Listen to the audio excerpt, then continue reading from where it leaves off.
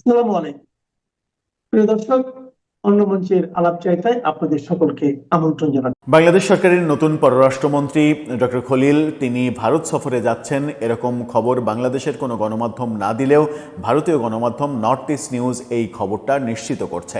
তারা দাবি করছে খুব শীঘ্রই ডক্টর খলিল ভারতে যাচ্ছেন এবং ভারতে গিয়ে ভারতের বিভিন্ন কর্তৃপক্ষের সঙ্গে দ্বিপাক্ষিক একাধিক মিটিংয়ে বসবেন এবং সেই মিটিংয়ে বাংলাদেশ ভারত সম্পর্ক কিভাবে নতুন করে বিনির্মাণ করা যায়, বিভিন্ন চুক্তির মেয়াদ যেগুলো শেষ হয়ে যাচ্ছে সেগুলো কিভাবে রেনু করা যায়, এই আলোচনাগুলো হবে। সাথে আওয়ামী লীগের রাজনীতি, শেখ হাসিনা, এই ইস্যুতেও খুবই গুরুত্বপূর্ণ আলোচনা হবে। কি বলছে নর্থ ইস্ট নিউজ, চলুন একটু জেনে দেখি এই ভিডিওতে, জেনে বোঝার চেষ্টা করি বাংলাদেশ ভারত সম্পর্ক নতুন গতি পাচ্ছে কিনা। থাকবেন পলিটিক্স টিভির নিয়মিত আয়োজনে।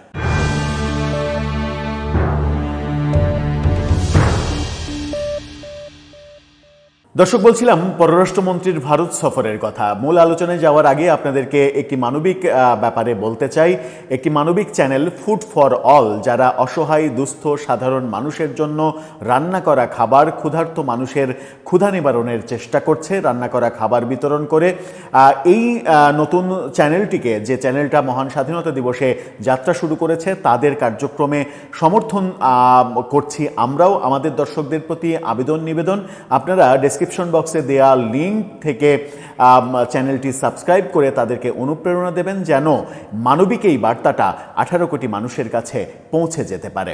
চলে যাচ্ছি মূল আয়োজনে। বলছিলাম ডক্টর খলিলের ভারত সফরের কথা। তিনি ভারত সফরে যাচ্ছেন এরকম ব্যাপার নিশ্চিত করেছে ভারতীয় পত্রিকা নর্থ ইস্ট নিউজ। ভারতীয় গণমাধ্যম নর্থ ইস্ট নিউজ যেটা বলার চেষ্টা করছে সেটা হচ্ছে যে, তাদের শিরোনামটা এমন, দেখে নিন। সেখানে বলছে যে FM Khalilur Rahman's India visit signals দো ইন ইন্দো বাংলাদেশ রিলেশনস। অর্থাৎ তারা এই বাংলাদেশ ভারত সম্পর্ক নতুন করে শুরুর ব্যাপারে এই সফরটা খুবই গুরুত্বপূর্ণ, এভাবেই দেখছে নর্থ ইস্ট নিউজ। তারা মূলত বলার চেষ্টা করছে, কূটনৈতিক সূত্র অনুযায়ী ভারত বাংলাদেশ সম্পর্কের ক্ষেত্রে একটি নতুন অধ্যায়ের সূচনা করতে বাংলাদেশের পররাষ্ট্রমন্ত্রী খলিলুর রহমান এপ্রিলের শুরুতে ভারত সফরে যেতে পারেন। অর্থাৎ মাত্র কয়েকদিনের মধ্যেই ভারত সফর করছেন, এমনটা নর্থ ইস্ট নিউজ দাবি করছে।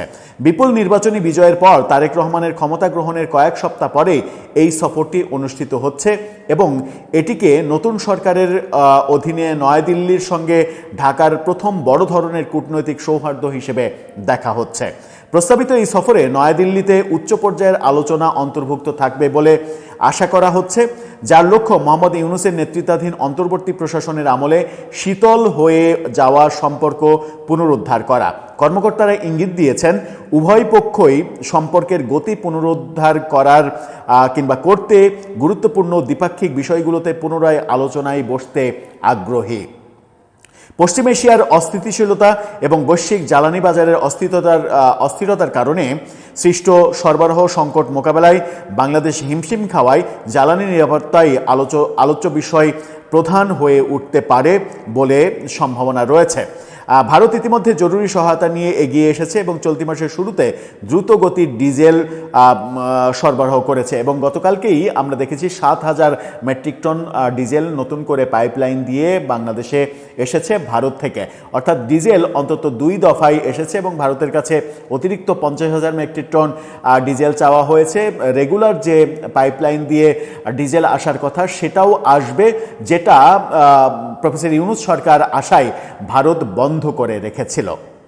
বিষয়টি জরুরি অবস্থা তুলে ধরে ঢাকা বর্তমানে রেশনিং পদ্ধতিতে জ্বালানি সংকট ঘাটতি মোকাবেলার চেষ্টা করছে। একটি প্রতিবেদনে বলা হয়েছে, জ্বালানি খাতের বাইরেও গঙ্গা পানি চুক্তি নবায়নের বিষয়টি পুনরায় খতিয়ে দেখার সম্ভাবনা রয়েছে, যা ডিসেম্বরে 3 দশক পূর্ণ করতে যাচ্ছে। অর্থাৎ আগামী ডিসেম্বরে গঙ্গা চুক্তি শেষ হয়ে যাচ্ছে, সেই চুক্তি রেনু করার ব্যাপারটাও আলোচনা হবে, সেই খবর বলছে। এই চুক্তিটি আন্তঃসীমান্ত নদী বিষয়ে দ্বিপাক্ষিক সহযোগিতার একটি মূল ভিত্তি হিসেবে রয়েছে এবং আলোচনায় বিশেষভাবে স্থান পাবে এমনটা বলা হচ্ছে। ভারতে বিভিন্ন কর্মসূচি শেষ করে মিস্টার রহমান ভারত মহাসাগর সম্মেলনে অংশ নিতে মরিশাস সফরে যাবেন বলে আশা করা হচ্ছে, যা বাংলাদেশের বৃহত্তর আঞ্চলিক কূটনৈতিক সম্পৃক্ততারই প্রতিফলন।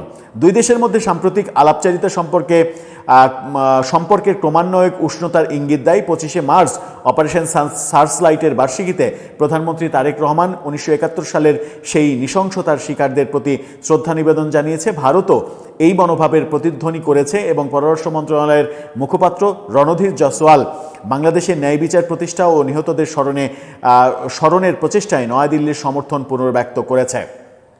কূটনৈতিক এই সফর এবং এই আলোচনায় আওয়ামী লীগের রাজনীতিতে ফেরানো এই ব্যাপারটা নিয়ে আলোচনা হবে, এরকমও নর্থ ইস্ট নিউজ সহ বিভিন্ন ভারতীয় গণমাধ্যম খবর দেওয়ার চেষ্টা করছে। অর্থাৎ ডক্টর খলিলের সঙ্গে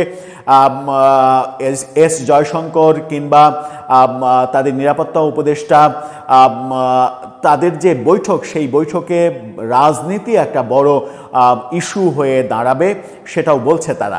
রাজনীতি ইস্যু মানে হচ্ছে যে আওয়ামী লীগের রাজনীতির অধিকার ফিরিয়ে দেয়া, তাদের উপরে নিষেধাজ্ঞা তুলে নেওয়া। এবং ডক্টর খলিল যখন এই সফরটা করবেন তার মাত্র কয়েকদিন পরে, প্রথম সপ্তাহে সফর করবেন, 12 তারিখে সংসদের প্রথম অধিবেশনে 30 দিন পূরণ হয়ে যাবে এবং এই 30 দিনের মধ্যে প্রফেসর ইউনূসের দেয়া যে নিষেধাজ্ঞা, সেই নিষেধাজ্ঞা যদি মানে সমর্থন না দেয় সরকারি দল সংসদে এবং সেটা যদি পাশ না হয়, তাহলে আওয়ামী লীগের ওপরে নিষেধাজ্ঞা অটোমেটিকলি উঠে যাবে। সেই ক্ষেত্রেও ঠিক সময় আসার কয়েকদিন আগে ডক্টর খলিলের সঙ্গে ভারতের এই বৈঠকে আওয়ামী লীগের রাজনীতি সম্পর্কে গুরুত্বপূর্ণ আলোচনা হবে বলেও মনে করছে ভারতীয় গণমাধ্যমগুলো। এখন দেখার বিষয় যে সেটা কতটুকু হয়। আমাদের মূল যে চাওয়ার ব্যাপার সেটা হচ্ছে যে ভারত বাংলাদেশ সম্পর্কটা স্বাভাবিক হোক, যে সম্পর্কটা যুদ্ধংদেহী সম্পর্কে নিয়ে গিয়েছিল মেটিকুলাস ইউনূস সরকার। ইউনূস সরকার এমনটাও চাইছিল যে ভারত বাংলাদেশে আক্রমণ করুক এবং পাকিস্তান তাদের বড় ভাই, তাদের পিয়ারি বড় ভাই, যারা 71-এ আমাদের কোনো ধরনের নির্যাতন করেনি, যারা 30 লক্ষ মানুষ মারেনি, যারা 2 লক্ষ মা বোনের সম্ভ্রম কেড়ে নেয়নি, যারা 25শে মার্চের কালো রাতে কিছুই করেনি, যারা 14ই ডিসেম্বরে বুদ্ধিজীবীদের মারেনি, তাদের সঙ্গে পিরিত বাড়িয়ে এবং তারা আমাদেরকে তখন ভারতের আক্রমণ থেকে রক্ষা করবে, যেমনটা আমাদেরকে আমাদের বিভিন্ন জনের পালিয়ে যাওয়ার সুবিধার্থে অন অ্যারাইভেল ভিসা দিয়ে সহযোগিতা করেছিল মেটিকুলাস ইউনূস সরকারকে পাকিস্তান। দর্শক, আপনার মতামত এ ব্যাপারে জানিয়ে লিখতে পারেন আমাদের কমেন্ট বক্সে।